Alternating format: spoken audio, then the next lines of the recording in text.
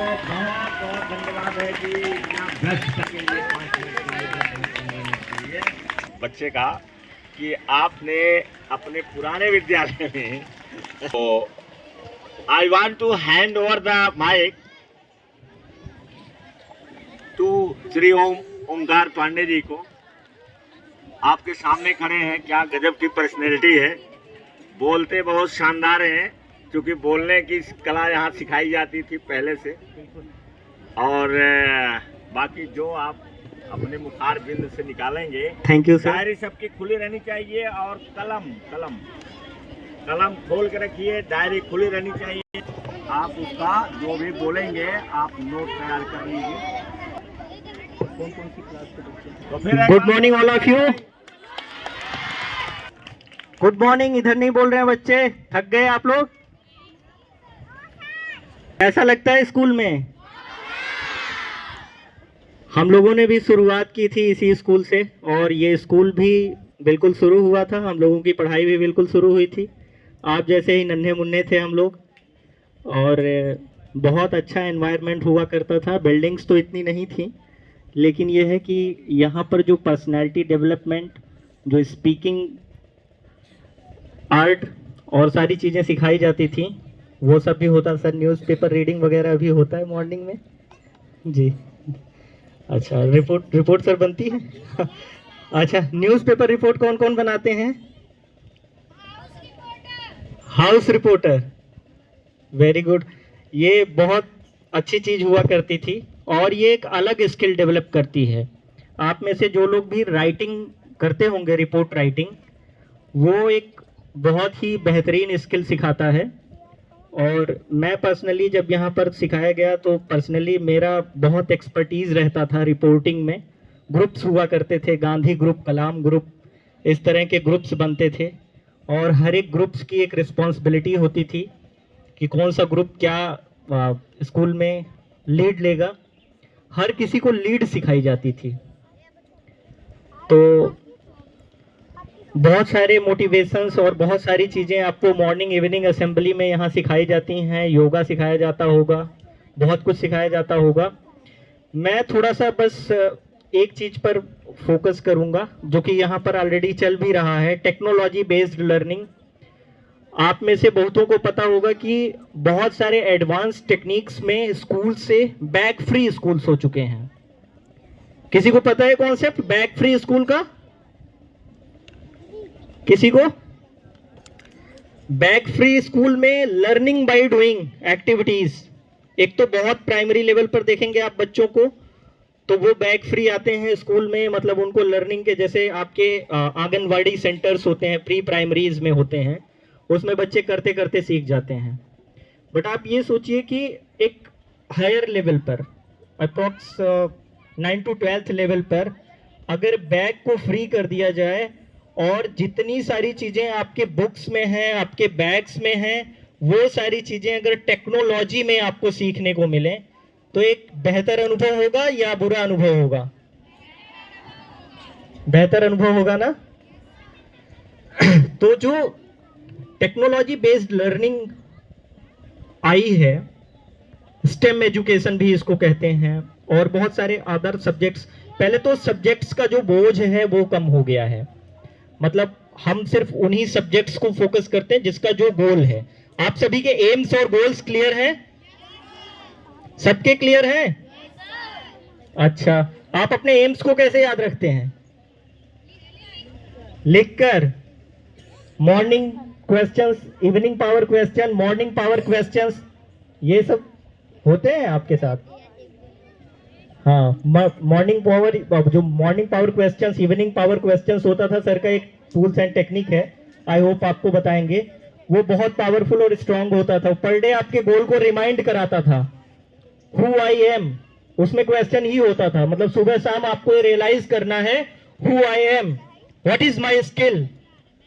तो जो ये सारी चीजें होती थी ना, वो आपको सेल्फ रिकॉग्नाइज करने का एक मौका देती थी।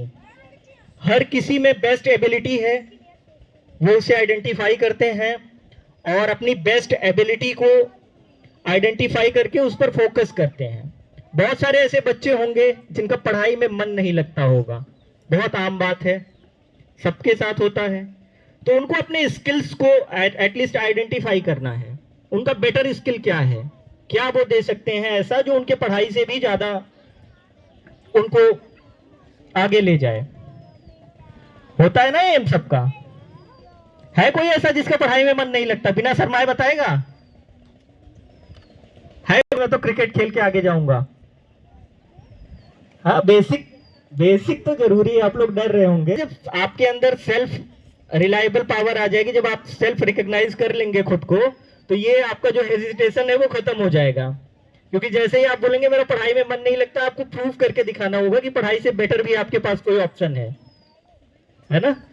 तो वो एक एनवायरनमेंट यहाँ बहुत बेहतर मिलता है। और सर का तो हम लोगों को उतना मार्गदर्शन नहीं मिल पाता था। आप लोग सौभाग्यशाली हैं कि सर का फुल टाइम यहाँ मिलता है। पंकज सर थे उस समय, पूरी लीड इनकी रहती थी। और हम लोगों को याद है कि हम लोग नाइट स्टे करते थे, मतलब कोई एक्स्ट्रा पैसा नहीं, कोई एक्स्ट्रा फीस नहीं। सर ने फाउंडेशन तैयार करने के लिए हम लोगों को यहाँ पर नाइट स्टे कराया था, पूरी क्लास को, जितने भी बॉयज होते थे। और मॉर्निंग में अगर किसी की आंख 4 बजे न खुल जाए तो सर साथ में रहते थे, ये उसको पकड़ के और कम से कम 4, 5, 8 चक्कर लगवाते थे इस पूरे फील्ड के। फील्ड बहुत बड़ी हुआ करती थी। तो एक जो डेडिकेशन था, मतलब सर का भी ये था कि एटलीस्ट ये फाउंडेशन हमारी निकले। और मुझे लगता है हमारे बैच से बहुत अच्छे बेस्ट चैंपियंस निकले, और जहां भी हैं सब अच्छे हैं, सब अच्छा कर रहे हैं। उसका एक रीजन ये भी था कि सर जिस तरह डेडिकेटेड थे, फैमिलीज भी उस तरह से अलाउ करके रखी थी। मतलब 500 मीटर पे मेरा घर यहाँ से था, बट वहां सिर्फ खाना खाने के लिए जाते थे, मोस्टली टिफिन आ जाता था। तो एक जो डे नाइट का एनवायरनमेंट आप कह लीजिए, डे नाइट का एनवायरनमेंट, मैं ऐसा नहीं है कि आपको दिन में होमवर्क दिया गया तो घर जाके आप खेलने में लग गए, भूल गए, नहीं। शाम को सर खुद बैठते थे, होमवर्क होता था। मॉर्निंग में यहाँ पर एक ऑफिस हुआ करता था, उस ऑफिस में कंप्यूटर लैब होता। कंप्यूटर उस समय बहुत कम, रेयरली मिलते थे। मैं लगभग 15 साल पहले की, 18 साल पहले की बात बता रहा हूँ, 2006, 2005, 7 में। उस समय कंप्यूटर्स बहुत रेयर हुआ करते थे, लेकिन यहाँ हम लोगों को उस समय कंप्यूटर लर्निंग मिलती थी। आधा तो हम लोग कंप्यूटर के लालच में भी रुक जाते थे कि रुकेंगे तो यहाँ कंप्यूटर चलाने को मिलेगा, एक्स्ट्रा टाइम स्कूल में देना। और एक ऐसा एनवायरनमेंट क्रिएट हो गया था कि वो स्कूल ही घर लगने लगता था। तो आई नो अभी थोड़ा सा ट्रांसपोर्टेशन है और बहुत सारी चीज़ें आप लोगों के साथ हो गई हैं, तो उतना बेहतर आप लोग समय यहाँ नहीं दे पाते होंगे। बट एक जो फाउंडेशन में हम लोग 45-50 लोग रहते थे बैच में, और जिस तरह से मतलब एक एक चीज़, क्योंकि ये जो आपकी एज है ना अभी, ये 90% गेन करने वाली एज है। अर्ली एज में जो अभी ईसीई कॉन्टेक्ट जो कॉन्सेप्ट आया है सरकार का, ईसीई, आपको पता है छोटे बच्चों ईसीई क्या होता है? आप लोगों को पता है? जो आपका प्री प्राइमरी है, अर्ली चाइल्ड एजुकेशन। तो रिसर्चर्स कहती हैं कि आपकी जो लर्निंग, जो आपके ब्रेन का लर्निंग है, लर्निंग एंड डेवलपमेंट, वो अर्ली एज में सबसे ज्यादा होता है। तो जो कॉन्सेप्ट आया है ईसीई का, इसमें चाहे बैग फ्री एजुकेशन, चाहे बैग की एजुकेशन, जो 3 to 6, 3 to 10 ईयर्स तक की एज है आपकी, या 14 ईयर्स तक की कह लें, इसमें जो भी चीजें आपके मेमोरी में फीड करा दी जाती है ना, वो लाइफ टाइम फीड रहती हैं। हम लोग इसी का रिजल्ट हैं। और ज़्यादा नहीं, हम लोग टिल 14-16 की एज तक यहाँ पर थे, लेकिन वो सारी फीडिंग्स मेमोरी में सेव हैं। सर के किस तरह से जो भी जब भी आना होता था, कम आना होता था सर का, लेकिन जब भी आते थे तो किसी एनएलपी रिसर्च के साथ आते थे, या मॉर्निंग इवनिंग पावर क्वेश्चंस के साथ। जो स्पेसशिप का एक कॉन्सेप्ट है, स्पेस किस तरह उड़ता है, क्या क्या चीज़ें छोड़कर वो उड़ता है, तो अगर आपको आगे बढ़ना है तो वो चीज़ें आपको अपने अंदर से छोड़नी होंगी, है ना। आलस्य है, लेजीनेस, ग्रीड, बहुत सारी चीज़ें उसमें एक स्पेस क्राफ्ट बना के दिखाया जाता था। तो ये चीज़ें होती रेगुलर हैं, लेकिन आपको ज़रूरत है इसको रियलाइज करने की। एक तो वो होता है कि बहुत सारे लोग घर वालों के दबाव में कि बस स्कूल जाना है, थोड़ा छोटे बच्चों के साथ होता है स्टार्टिंग में, लेकिन जो हमारे बड़े भाई बहन हैं, इनके साथ भी बहुत सारे टाइम पे ऐसा लगता होगा कि बस इनको भेजा जा रहा है, और इनको क्या पढ़ना है वो सेल्फ डिसाइड करना होता है ना। तो ज़्यादा नहीं, बस यही है कि आप लोग अपनी अपनी सेल्फ एबिलिटी को आइडेंटिफाई करें और जो भी जिसके गोल्स हैं उसके बारे में मैक्सिमम आप कैसे उसको पा सकते हैं, क्योंकि कोई भी चीज पहले आपके दिमाग में, जहन में बनती है। हवाई जहाज बना, मोबाइल बना, बल्ब बना, जितनी भी टेक्नोलॉजीज हैं वो पहले साइंटिस्ट के ब्रेन में डेवलप हुई। सर बहुत बार इस बात को बोलते रहते हैं, मैं वीडियोस भी देखता रहता हूं। तो जब तक आपके ब्रेन में ये कॉन्सेप्ट क्लियर नहीं होगा कि आपको करना क्या है, किसी का देख के नहीं कि चार लोग बोल रहे हैं डॉक्टर बनना है तो डॉक्टर बनना है। अगर आपको डॉक्टर बनना है तो आपको जस्टिफाई करना होगा डॉक्टर क्यों बनना है और डॉक्टर बनना कैसे जाता है। सिर्फ ये गोल बोल देने से कि मैं बड़ा होकर के आईएएस बनूंगा, ये तो सुनी सुनाई बात जैसी हो गई। अगर आप कहते हैं आईएएस बनेंगे तो आईएएस क्या होता है, उसकी पावर क्या होती है, उसको बना कैसे जाता है और उसके लिए कितनी मेहनत करनी पड़ती है, मोटिवेशन आपको कहां से मिला, क्या किसको आपने ऐसा देखा कि आपको लगा कि उसके जैसा बनना है। जब ये चीज आप रियलाइज करके अपने एम को बनाएंगे ना, तो सेल्फ आप उस चीज से रिलेटेड सारी रिसर्च करते जाएंगे। किसी को कोई कार लेनी होती है तो वो रोड पर जब वो कार जाते हुए देखता है तो सोचता है कि इसके फीडबैक को मैं जरा सा नोट डाउन कर लूं। किसी का कोई स्मार्टफोन लेटेस्ट देखता है तो सोचता है नहीं इसकी क्या क्या क्वालिटीज हैं, इसमें क्या क्या कॉन्सिक्वेंसेज हैं, क्या बेनिफिट्स हैं, जरा उसको हम एक फीडबैक के तौर पर ले लें। तो जस्ट लाइक दैट, अगर आप अपने एम को बताते हैं मुझे पायलट बनना है, तो पायलट क्यों बनना है, पायलट का एम आपके माइंड में कहां से आया और आप पायलट बनने का सफर कैसे होकर जाता है, अगर आप इस चीज को समझ गए तब तो आप वो बन जाएंगे। और अगर ऐसे लगता है कि मेरे साथ वाला बैठा वाला डॉक्टर बनेगा, डॉक्टर बना जाता है, डॉक्टर बोलना है, तो सॉरी टू से साथियों फिर आपको मुश्किल आएगी। या तो फिर आप उस एम के बारे में जानना सीखिए, आपको वो जानना चाहिए। तो जो टेक्नोलॉजी बेस्ड लर्निंग है आज के टाइम में, ये 4 चीजों पर फोकस करती है, एक्चुअली 5 चीजों पर, बट इसमें 4 मेजर है। साइंस, टेक्नोलॉजी, इंजीनियरिंग और मैथ। तो ये जो कॉन्सेप्ट है इसमें आर्ट्स भी है कहीं कहीं पर, कुछ स्टेट्स में। तो ये जो कॉन्सेप्ट है ये हमें ये सिखाता है कि हमारा, जैसे मान लीजिए किसी का एम है इंजीनियरिंग का, तो ऐसा नहीं वो बाकी सब्जेक्ट्स पढ़ेगा नहीं, लेकिन वो अपने रिलेटेड सब्जेक्ट्स पर कमांड लेगा। और आपकी रियल एजुकेशन ना बस यही होती है, मतलब प्राइमरी सेक्शन ये हो गया, मैक्सिमम आपका 12th तक का। इसके बाद आपका एजुकेशन खत्म हो जाता है और स्किल्स स्टार्ट हो जाता है। ये ग्राउंड बेस्ड लर्निंग आप सीखते हैं, इसमें सब कुछ आपको सीखना है, सब पढ़ना। अभी आप कहीं भी जा सकते हैं, अपार ऊर्जा है आप में। इस लेवल पर जो भी चीजें आप सीख रहे हैं, जो समझ रहे हैं, ये अपार ऊर्जा वाली एज है। इसमें जो बेसिक नॉलेज आपका तैयार होगा, यही आगे चलकर आपको आपके स्पेशलाइजेशन की तरफ ले जाएगा। तो ज्यादा समय ना लेते हुए आपका अभी हमने स्मार्ट टीवी लगवाया है जी, और कल टेक्नोलॉजी की बात आप कर रहे थे। Yes sir. तो उसका कैसे उपयोग करें, हाँ बिल्कुल। ये बता दीजिए। स्मार्ट टीवी आप लोग चलाते हैं, जो स्मार्ट पैनल आपका है, इंटरेक्टिव पैनल, आप सबको पता है वो क्या है, उसमें कौन कौन से इक्विपमेंट्स लगाए गए हैं, कोई एक बताएगा? आपके स्मार्ट क्लास में क्या क्या लगा हुआ है, आप उसमें कोई ऐप बताइए, कौन कौन से ऐप आप चलाते हैं? यूट्यूब, हाँ, और वेरी गुड, वॉइस कमांड है ना, चैट जीपीटी है, वॉइस कमांड है, 2 क्लास में इंस्टॉल करवा दिया। Yes yes yes. So chat GPT को ऑपरेट करना किसको किसको आता है? किसी को आता है? अच्छा, तो कॉन्सेप्ट क्या है? चैट जीपीटी क्विक आंसर देता है आपके हर सवाल का।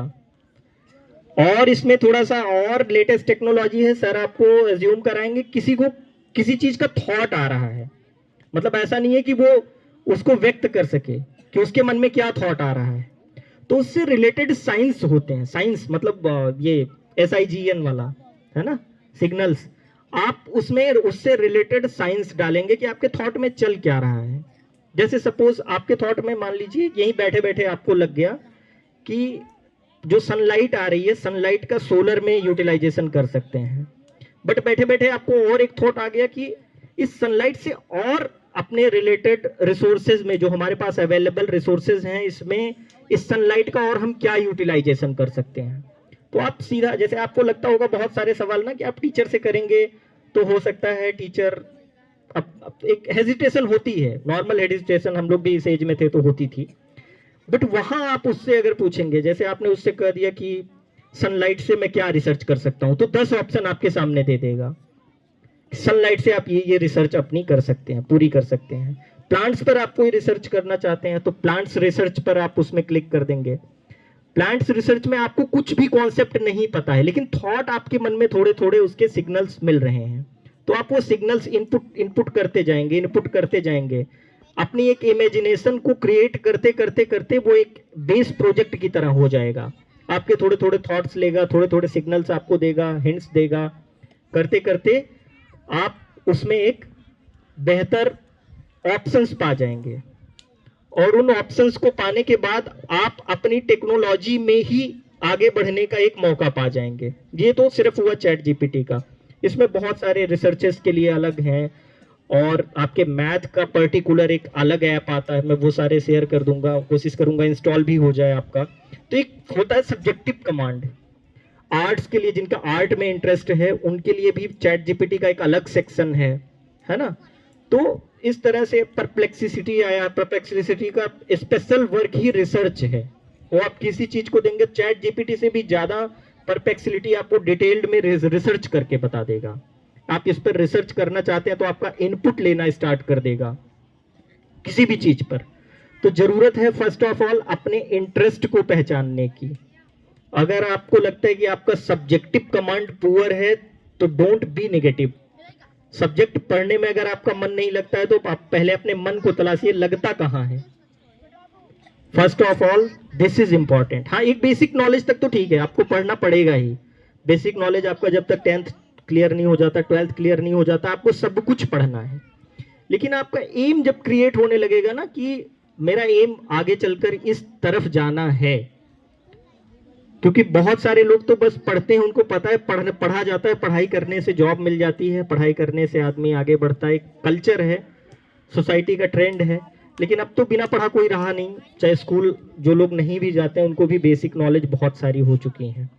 तो स्कूल आने का, एनवायरनमेंट में आने का सबसे बेहतर जो ऑब्जेक्टिव होता है, सबसे बड़ा ऑब्जेक्टिव होता है कि यहाँ आकर आपको गोल्स मिलते हैं, अपने आपका एम क्लियर होता है कि मुझे आगे कहाँ जाना है, किस फील्ड में जाना है, क्या करना है। और यहाँ तो अपार ऊर्जाएं हैं, बहुत सारे सेगमेंट्स की जानकारी आपको, तो इंजीनियरिंग, डॉक्टरी, मेडिकल और बहुत सारी जो फील्ड्स हैं उनके बारे में बताया ही जाता है। रिपोर्टिंग स्किल्स भी आपको सिखाया जाता है, बहुत बढ़िया। रिपोर्टिंग स्किल्स आपके जॉब में भी काम आएगा, आपके डेली लाइफ में भी, डेली रूटीन में भी काम आएगा। कहीं पर भी कुछ भी आपको जरूरत पड़ेगी तो रिपोर्टिंग स्किल आपका बहुत बेहतर रिजल्ट देगा। तो टेक्नोलॉजी का जो आप लोग बेहतर उपयोग कर सकते हैं, चाहे चैट जीपीटी का या इससे रिलेटेड और 5-6 ऐप्स हैं जिनका स्पेशल सेगमेंट है, आपके इंटरेस्ट के हिसाब से उनका जब आप यूज करेंगे तो आपको जो सवाल, वो भी आपको पूरा एक्सप्लेन नहीं करेगा, लेकिन आपको एक आपकी जो जिज्ञासा है उसको शांत कर देगा। डिटेल्ड में तो आपको टीचर से ही डिस्कस करना पड़ेगा, बट जब उसकी आप एक सोर्स को पा जाएंगे तो आप क्वेश्चन पुट अप कर पाएंगे, तब जाकर आपको बेटर अंडरस्टैंडिंग मिलेगी। तो टेक्नोलॉजी सीखना बहुत जरूरी है, और आज का समय टेक्नोलॉजी का ही है। आप लोग भाग्यशाली हैं कि इतनी सारी टेक्नोलॉजीज आपको मिल चुकी हैं इस एज में। हम लोग जब रहते थे तो बस एक सिंगल कंप्यूटर हुआ करता था, और सिंगल कंप्यूटर के लिए भी क्लास वाइज, बैच वाइज हम लोगों को इंतजार करना पड़ता था कि कौन उसको चलाएगा। विंडोज 6 से 7 विंडोज उस समय थी, अभी तो 12 तक आ चुकी हैं आप लोगों के पास। एंड्रॉयड आ चुका है, एंड्रॉयड का उस समय कोई अता पता नहीं था। तो इस तरह से आपके पास टेक्निक्स डेवलप हो चुकी हैं इस स्कूल में भी, और आपको अपने गोल्स के हिसाब से ना उसमें आगे बढ़ते रहना चाहिए। बाकी आप लोगों के कोई सवाल कोई कुछ बातचीत करना चाहता हो, पूछना चाहता हो?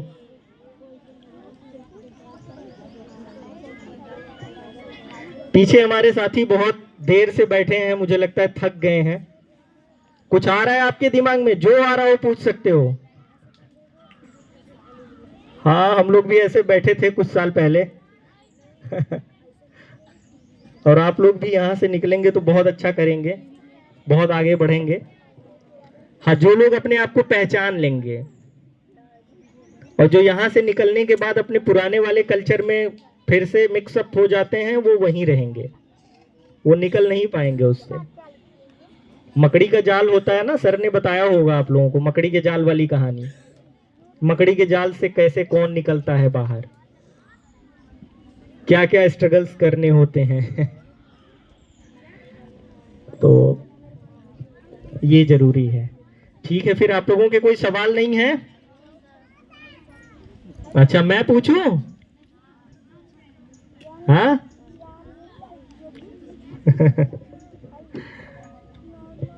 बाबू, तुम लोग योगा करते हो? अच्छा। कार्टून कौन कौन देखता है? बस 3-4 लोग देखते हैं। अच्छा। बस 2 लोग। डॉक्टर कौन कौन बनेगा? हाँ ना है? हाँ, सुई लगाने के लिए। अच्छा, सुई लगाने में मजा आता है? आराध्या, आप बताओ। आओ सर जी को बताओ कि डॉक्टर कब बनना चाहिए। आओ बेटा, बताओ। आओ, आ जाओ सब लोग।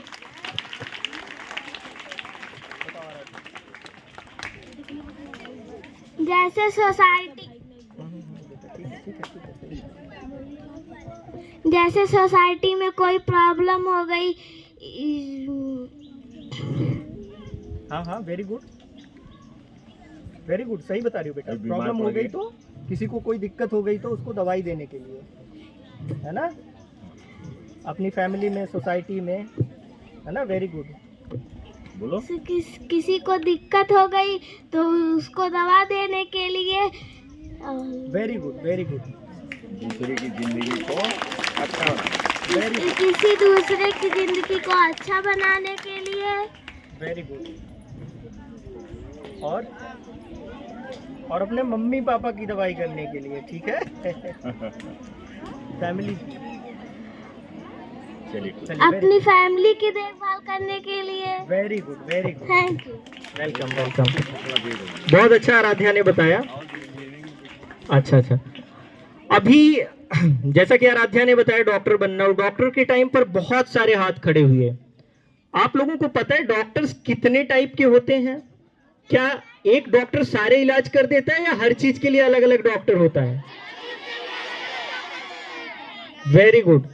तो जो हार्ट का डॉक्टर होता है उसको क्या बोलते हैं? बहुत बढ़िया, कार्डियोलॉजिस्ट। बहुत बढ़िया। हड्डी के डॉक्टर को क्या बोलते हैं? बिल्कुल। और दिमाग वाले डॉक्टर को? हाँ, वो तो पागल वाला डॉक्टर हुआ ना। दिमाग और कोई होता है? मतलब दिमाग के कौन कौन से डॉक्टर होते हैं? तो यहाँ 2 सेगमेंट हो जाती हैं। इसी तरह इंजीनियरिंग में एक इंजीनियर सब कुछ करता है या उसमें भी डिफरेंट डिफरेंट फील्ड होती हैं? तो आप लोगों ने जब अपने एम को क्लियर किया तो आपने ये भी क्लियर किया कि आपका स्पेशलाइजेशन कहाँ होना है, आप कहाँ से इंस्पायर्ड हुए। कौन सा इंजीनियर कार वगैरह बनाता है? हाँ, मैकेनिकल। Very good. और ये कंप्यूटर वाला कौन सा इंजीनियर होता है जो उसमें बहुत सारे प्रोग्राम्स वगैरह बनाता है? सॉफ्टवेयर। तो दोनों इंजीनियर हैं, बट मैटर ये करता है कि उनका इंटरेस्ट किसमें है। बेसिक आप वाले लेवल की पढ़ाई तो सब करेंगे, जिस लेवल में आप पढ़ाई कर रहे हैं ये तो सारे डॉक्टर, सारे इंजीनियर्स करेंगे। लेकिन जब वो एक बार इंजीनियरिंग या मेडिकल में उतरते हैं तब जाकर के उनकी फील्ड डिसाइड होती है। अच्छा, ये डॉक्टर इंजीनियर के अलावा और भी आप लोगों को सेगमेंट्स पता हैं? हाँ, बैंकिंग सेगमेंट पता है किसी को? बैंकिंग सेक्टर क्या होता है, उसमें कितने डिपार्टमेंट्स होते हैं? आप में से कोई बैंकर बनना चाहता है? आप लोगों को हैरानी होगी ये जानकर कि जो एम अभी तक आप लोग यहां पर बना रखे हैं, जो जानते हैं, ये आपका सिर्फ 5% एम है। 95% ऐसी चीजें हैं जिसके बारे में अभी आपको जानना है, समझना है, सीखना है। बहुत सारे लोग ऐसे होंगे जिनका गवर्नमेंट जॉब के लिए घर से एनवायरनमेंट मिलता होगा, या उन्होंने देखा होगा किसी गवर्नमेंट ऑफिसर को तो उनका एम बन गया होगा। ऐसे लोग हमारे कंट्री में 2-3% कंट्रीब्यूशन करते हैं जो गवर्नमेंट सर्विसेज में हैं। और जो प्रोफेशनल्स हैं, प्रोफेशनल्स में अभी तक डॉक्टर्स, इंजीनियर्स या सीए आप लोग जानते होंगे मैक्सिमम। इसके अलावा भी बहुत सारे प्रोफेशंस हैं, है ना। लॉ डिपार्टमेंट है, एडवोकेसी है, बहुत सारी कंसल्टेंसी फर्म्स हैं। पीछे के बच्चों को धूप लग रही है क्या? आप लोग कोई बात नहीं, आप लोग थोड़ा पीछे होकर बैठ सकते हैं या आगे होकर बैठ सकते हैं। और शुक्र मनाइए आप लोगों को बैठने को मिलता है। हम लोग 2-2 घंटे की असेंबली यहाँ खड़े होकर पूरी गुजारते थे। सिर्फ योगा करने के लिए मैट लगती थी, बाकी पूरा इतनी बड़ी बड़ी घास होती थी फील्ड में, और उसी घास पर बैठे रहते थे हम लोग। बाकी जब हमारा खेलने का टाइम होता था उसी घास में खेलते थे।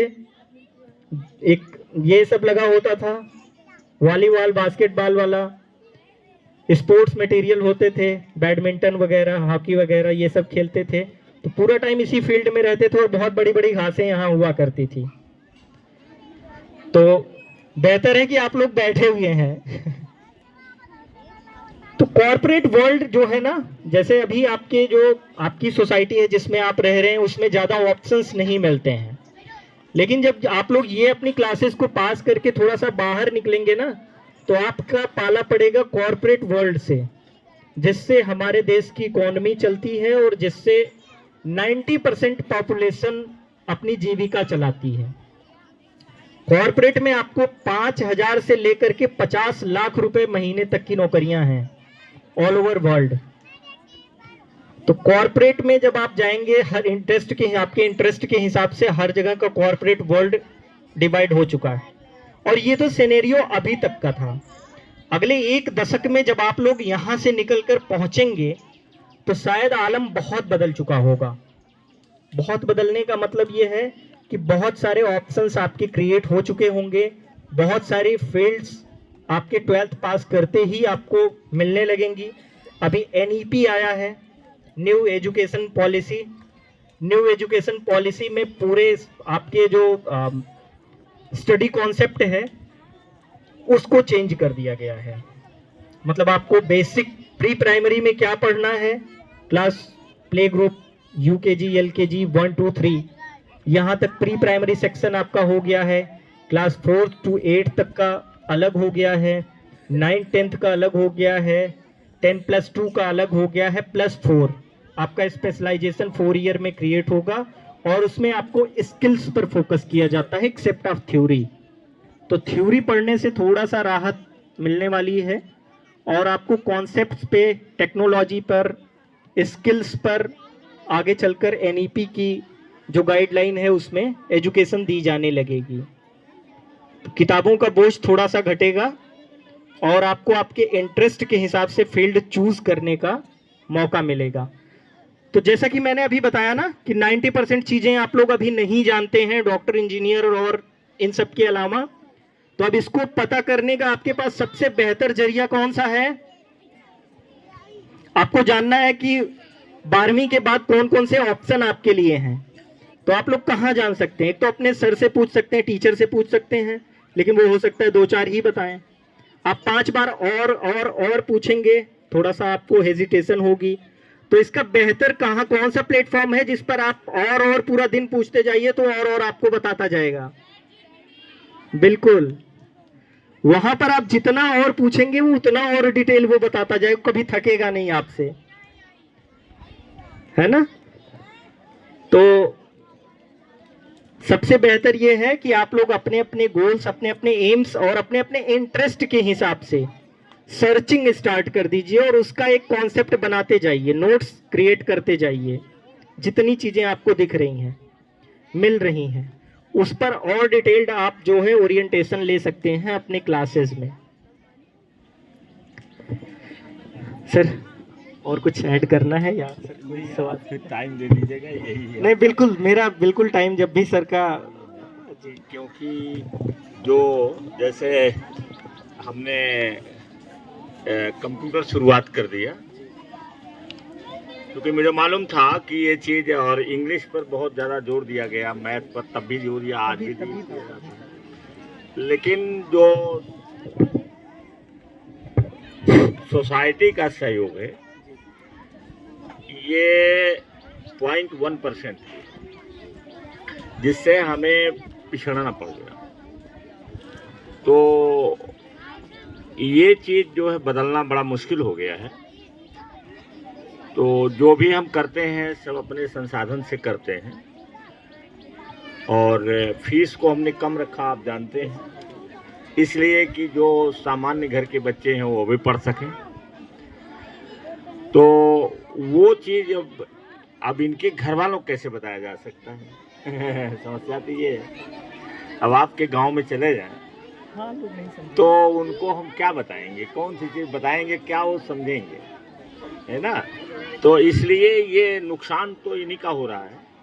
जैसे जो हम चाहते हैं बताना, वो चीज़ें करते हैं, ऐसा नहीं है, लेकिन उसको जैसे फुल फॉर्म में करना चाहिए वो नहीं हो पाता, है ना।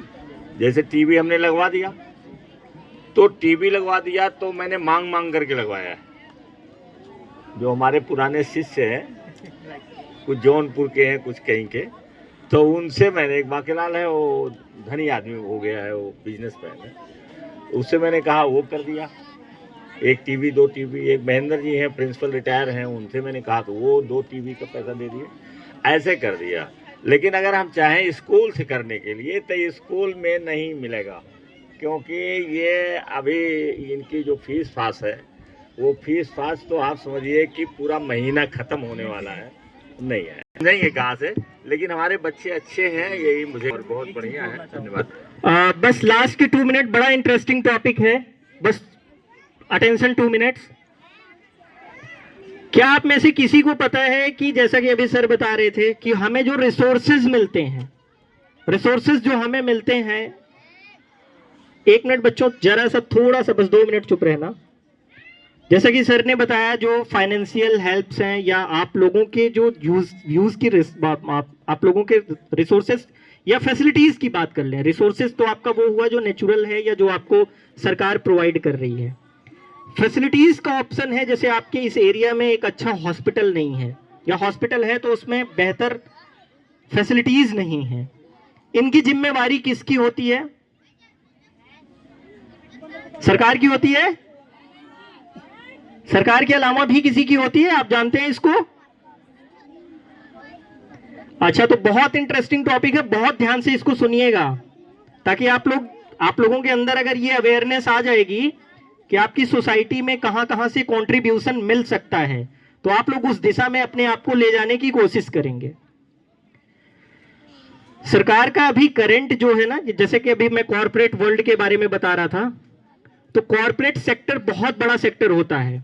आपके घर में जो जितने भी पैकेजिंग मटेरियल्स आते हैं, आपके किसी भी कंपनी को देख लो, आपके घर में बाइक होगी तो बाइक को जिस कंपनी ने बनाया, ट्रक को जिस कंपनी ने बनाया, बाइक को हीरो ने बनाया, होंडा ने बनाया, बजाज ने बनाया, या बहुत सारे ऐसे इलेक्ट्रॉनिक्स इक्विपमेंट्स आते हैं। मोबाइल फोन है, सैमसंग ने बनाया, एप्पल ने बनाया, वीवो, आपकी जो नेटवर्किंग कंपनियां हैं, वोडाफोन है, एयरटेल है, जियो है, इस तरह से जितनी भी कंपनियां आपसे मुनाफा कमाती हैं, ये कंपनियां क्या है? बिजनेस कर रही हैं ना, भारत में, आपके कंट्री में बिजनेस कर रही हैं, गाड़ी दे रही हैं, उसको पब्लिक यूज कर रही है, फोन है, स्मार्टफोन है, इलेक्ट्रॉनिक इक्विपमेंट्स है, उसको हम आप खरीदते हैं। हम आप खरीदते हैं तो टैक्स पे करते हैं, टैक्स पे करते हैं, उसे यूज करते हैं और उनका एक बिजनेस जाता है और उसमें से कुछ प्रॉफिट जनरेट होता है उस कंपनी को। तो ऐसे कर करके ना जो कंपनियां अपना मुनाफा साल में, जिसमें बैंक भी आती हैं, प्राइवेट बैंक सारी आती हैं, तो ऐसे कर करके ये जो मुनाफा है ना, जब 100 करोड़ तक का हो जाता है ईयर का, साल का, जो कंपनी 100 करोड़ या इससे अधिक मुनाफा कमाना शुरू कर देगी, उसका ये उत्तरदायित्व तो बनता है कि वो पॉपुलेशन के लिए भी कुछ कंट्रीब्यूशन दे, हमारे आपके लिए। क्यों? क्योंकि उनकी प्रॉफिट में कंट्रीब्यूशन किसका है? हमारा आपका है। हम आप उनके प्रोडक्ट्स को परचेज कर रहे हैं, कंज्यूम कर रहे हैं, तो जाकर के उनका प्रॉफिट उनको मिल रहा है। तो जैसे गांव में होता है ना, कोई आगे बढ़ रहा है, कोई किसी के पास बहुत अच्छे अर्निंग सोर्सेज बन गए, बिजनेस अच्छा चलने लगा, तो उससे गांव के मंदिर वाले कहते हैं भैया हमारे यहाँ पर एक हैंडपंप लगवा दो, क्योंकि गांव वालों को पीने में पानी की बड़ी असुविधा हो रही है। यहाँ बारात घर कोई नहीं है, गांव में बैठका नहीं है, गांव तय पुराने समय से चलता आ रहा है, ऐसा कोई नया नहीं है। तो लोग दान में, चैरिटी में, जैसा कि सर ने भी बताया, प्रिंसिपल साहब ने यहाँ कॉन्ट्रीब्यूशन किया, जो सर के एलुमनाइज हैं वो उन्होंने कॉन्ट्रीब्यूशन किया। तो इस तरह से जैसे जिसकी जो कैपेबिलिटी होती है वो अपना कॉन्ट्रीब्यूशन सोसाइटी को देता है। तो जस्ट लाइक कॉर्पोरेट कंपनियां हैं जो बड़े लेवल की हैं, मैंने अभी बताया ना अबव 100 CR, तो अबव 100 CR की जो बड़ी कंपनियां हैं, जब वो एस्टेब्लिश हो जाती हैं, अच्छा खासा मुनाफा कमाती हैं, तो सरकार उनको उनके ऊपर एक जिम्मेदारी सौंपती है, उसको बोलते हैं CSR। C for corporate, S for social, R for responsibility. कि जो रिसोर्सेज आप यूज कर रहे हैं सोसाइटी से, जो सोसाइटी, इतनी बड़ी सोसाइटी आपकी कस्टमर है, कंज्यूमर है, उस सोसाइटी को आप अपने प्रॉफिट में से क्या दे रहे हैं, अपने प्रॉफिट से आप उसको क्या दे रहे हैं जो आपको इतना बड़ा आदमी बनने में सहयोग कर रही है, आपकी कंपनी को बड़ा बनाने में सहयोग कर रही है। तो यहां कॉन्सेप्ट आता है कॉर्पोरेट सोशल रिस्पॉन्सिबिलिटी का। ये एक पूरा का पूरा डिपार्टमेंट है जो सेंट्रली चलता है ऑल इंडिया, तो इसे बोलते हैं CSR डिपार्टमेंट। इसमें आप सोच नहीं सकते इतनी नौकरियों का मौका है।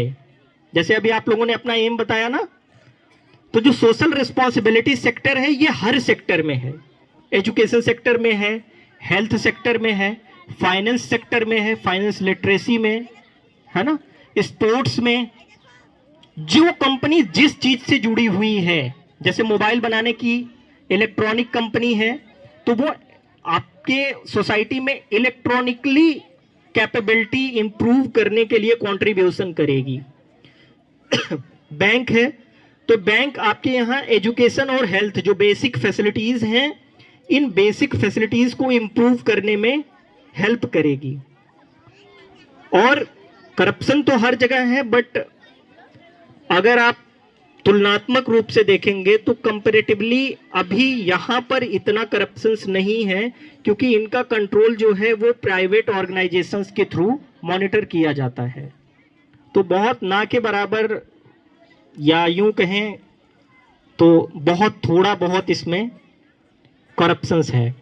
तो अगर आप सोसाइटी की नीड को फुलफिल करना चाहते हैं तो आपको समझना ये होगा कि आप कॉन्ट्रीब्यूशंस को कहां कहां से पकड़ सकते हैं, या बड़े होकर के अपना कॉन्ट्रीब्यूशन आप कहां कहां दे सकते हैं। तो एक जिम्मेदार नागरिक के तौर पर, एक जिम्मेदार इंसान बनने के तौर पर आप ये भी अहम रास्ता चुन सकते हैं, बना सकते हैं, समझ सकते हैं कि कॉर्पोरेट के किस वर्ल्ड के किस सेक्टर में जाकर के हम बेनिफिट पहुंचा सकते हैं। तो आई थिंक आगे चलकर इसको आप लोग सीखेंगे, समझेंगे। ठीक है, that's all. Thank you sir. Thank you so much Omkar ji.